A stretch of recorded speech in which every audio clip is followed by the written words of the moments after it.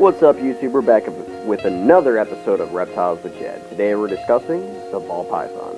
This is a relatively small species as far as pythons go, easier to maintain than the blood, Burmese, and carpet pythons.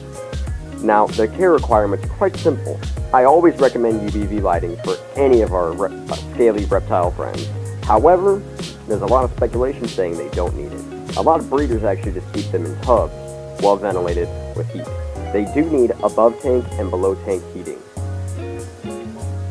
As far as their substrates go, I would stay clear of anything with coconut fiber in them. It can actually get some respiratory infections really bad.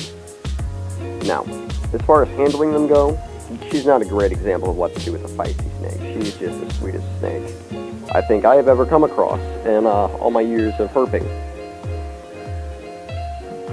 They do need a lot, and I mean a lot, of room to climb. They're not arboreal species, however, they do like to climb.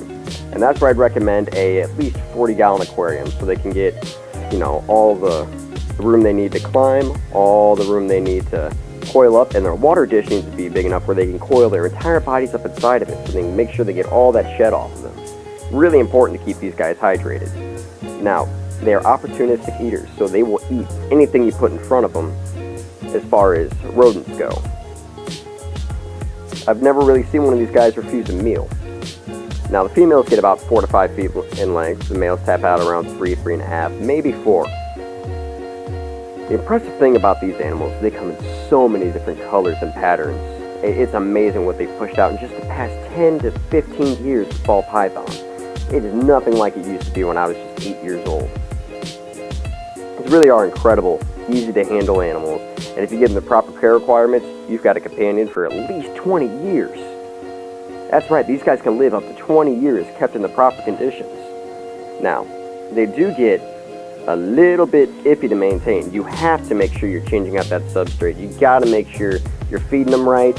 You gotta make sure they get their exercise.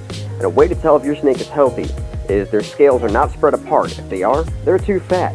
If there's a triangle shape on their back, they're too skinny. You don't want to see your snake's ribs. This right here is what I would call a healthy female.